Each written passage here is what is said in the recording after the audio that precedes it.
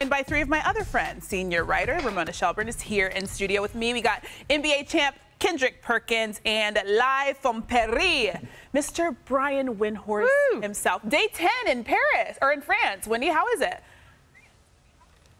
Spectacular. Why would I complain about anything? You don't need to at all. Okay, so as we know, the United States. Christine. What? What's up, Perk? Christine, I must say, my boy Wendy is over there looking real slim lately. You know what I mean? Whatever you doing, you looking real slim lately, Wendy. I know you over there. I'm only working, Perk. Right now. The truth is, I'm only working and doing nothing else, and that's the reason. He's not eating. That's enough. That's enough. Okay, so the United States is currently favored by 34.5 against Puerto Rico. Let's listen to Steve Kerr earlier this morning on the importance of the 1 seed. We talked to them about it this morning. We showed the standings. We showed the point differential. We want the 1 seed. So it gives you the best matchup in the quarterfinals. So, you know, if we drop down to 2 or 3, which I think is unlikely, but you know, we've got to take care of our business. We possibly have a much tougher opponent. All right, so as I mentioned, the United States currently favored by 34.5 against Puerto Rico. Keep in mind that point difference in points scored will be used as tiebreakers for seeding the quarterfinal draw. So now we're here with the busiest man in the business, Wendy. So you were at practice today when Steve Kerr said what we just heard. The 1 seed is the priority for Team USA. What can you expect from them tomorrow?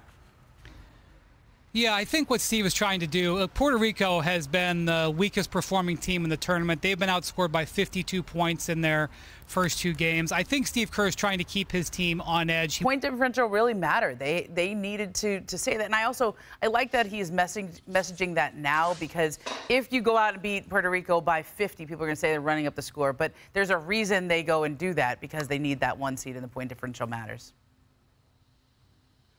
Yeah, I think Ramona's right on here. I do think rebounding and that 3-point shooting is an issue. Not an issue, but something to keep an eye on. Steph is kind of in a slump. He's only shot 24% on threes over his last 4 games, going back to the last couple of games in London. Of course, we know Steph can break out of it. The one thing where the U.S. has been a little bit soft in really this whole summer, they're not terrific in half-court offense. The game plan against them is to slow the game down. And the reason you want to do that is, number 1, they're awesome in transition. And number 2, in half-court sets, they're just not that practiced. They don't have great chemistry yet. They kind of just run random offense at times, where they're just sort of going on principles and just trying to make plays off each other. And that's just the nature of not having time together. So that is one thing that the U.S. wants to stay out of. They want to have a high-tempo game.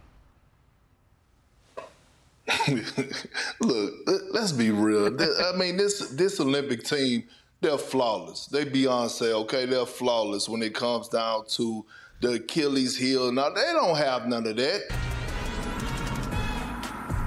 You got that in Kevin Durant and LeBron James as well. Then you have a spark plug in Anthony Edwards. Look, the only thing that's going to beat Team USA is Team USA, and that's them not having the right mindset. I don't see that happening with Steve Kerr, Eric Spoelstra, and Ty Lue leading the way. Look, at the end of the day, this is the reason why we're measuring this team to the 92 Dream Team, is because they're so talented and they got a mixture of the OGs and young guys that want to win and know it's about the name on the front of the jersey and not the back of the jersey. Perk, I will say, I love that you bring Beyonce into this, because I've been listening to her with Simone Biles like last night in gymnastics. That was amazing. But they have guys out there that are not being featured in the way that they normally are featured in the NBA. Yeah. Like Joel Embiid is out there basically setting picks and spacing the floor. I'd like to see them in a game against Puerto Rico try to play through Embiid.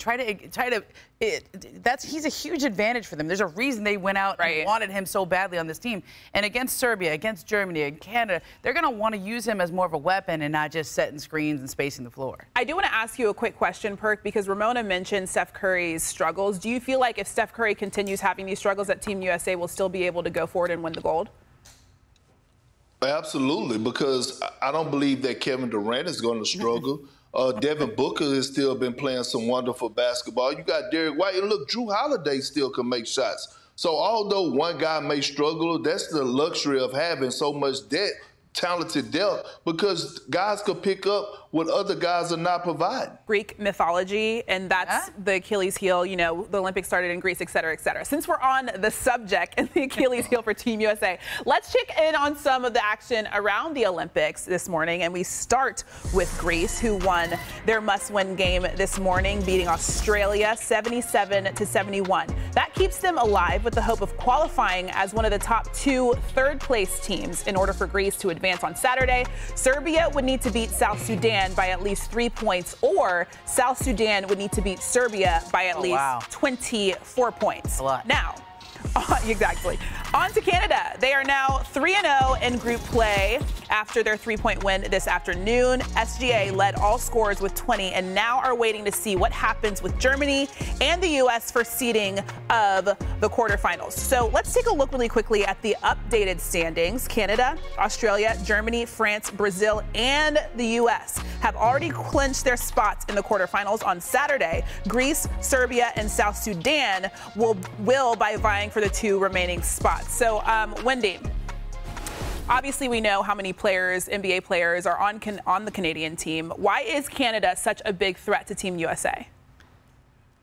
Well, they play a game that really matches the way Team USA plays. They can play small. They have wing defenders, which is what you need against Team USA. Had Spain won, they would have won the group. Canada beats them by 3, and Spain is in 4th and goes home. That Canada was able to go through that gauntlet 3-0 was extremely impressive. They have definitely built up some confidence. And also, I want to point out, yes, Shai Gilgeous-Alexander is awesome, and he's been awesome here. RJ Barrett has had a couple of his best games with the national team, hit a crucial 3-pointer that basically put them in position to win the game today. So RJ Barrett's playing some of his best basketball, and that's going to be key if they face off against the Americans.